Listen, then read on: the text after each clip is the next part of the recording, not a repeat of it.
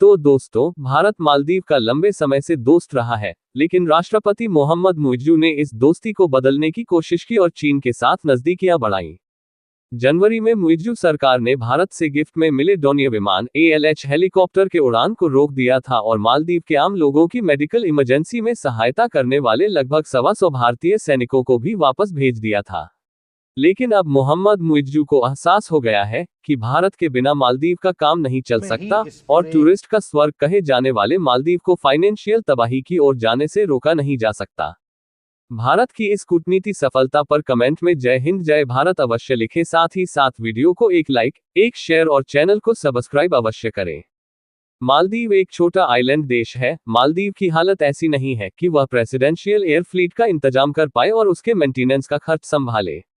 इसलिए DRDO के model A321 Airbus में मालदीव के राष्ट्रपति मोहम्मद मुइज़्ज़ू के साथ उनकी पत्नी साजिदा मोहम्मद और कई एडवाइजर भी भारत आए। तो दोस्तों, मालदीव का भारत की तरफ यू टर्न लेना एहसास कराता है कि मालदीव भारत पर कितना निर्भर है, जिसे कोई भी दूसरा देश आसानी से पूरा नहीं कर पाएगा। चीन ने फाइनेंशियल मदद करने की बात की थी, लेकिन अब तक चीन की तरफ से कोई भी फाइनेंशियल मदद नहीं मिली है। मालदीव के प्रेसिडेंट मोहम्मद मुइज़्ज़ू भारत से रिलेशन मेंटेन करने के लिए प्राइम मिनिस्टर नरेंद्र मोदी और external affairs minister doctor S Jaishankar से मुलाकात की। भारत सरकार ने मालदीव में रुपे कार्ड की शुरुआत की है, जो फाइनेंशियल सहयोग को मजबूत करने तथा टूरिस्ट और निवासियों दोनों के लिए लेन देन को सरल बनाना, व्यापार को आसान बनाना और इकोनॉमिक सहयोग को बढ़ावा देना है। भारत सरकार यूनिफाइड पेमेंट्स इंटरफेस UPI को सभी विदेशी टूरिस्टों के लिए UPI वन वर्ल्ड वॉलेट शुरू किया है। श्रीलंका, मॉरिशस, भूटान, नेपाल, संयुक्त अरब अमीरात और कनाडा जैसे देशों ने भारत के UPI पेमेंट्स को अपना लिया है।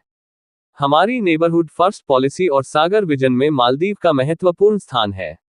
मालदीव में हनी माधु अंतर्राष्ट्रीय एयरपोर्ट पर नए रनवे का उद्घाटन किया। ये भारत के सहयोग से मालदीव में एक महत्वपूर्ण प्रोजेक्ट है। हनी माधु एयरपोर्ट का अटॉल में कनेक्टिविटी बढ़ाने, टूरिज्म को बढ़ावा देने, लोकल इकोनॉमिक डेवलपमेंट करने के लिए बनाया जा रहा है। मालदीव के लिए भारत सबसे बड़े टूरिस्ट डेस्टिनेशन बाजारों में से एक है।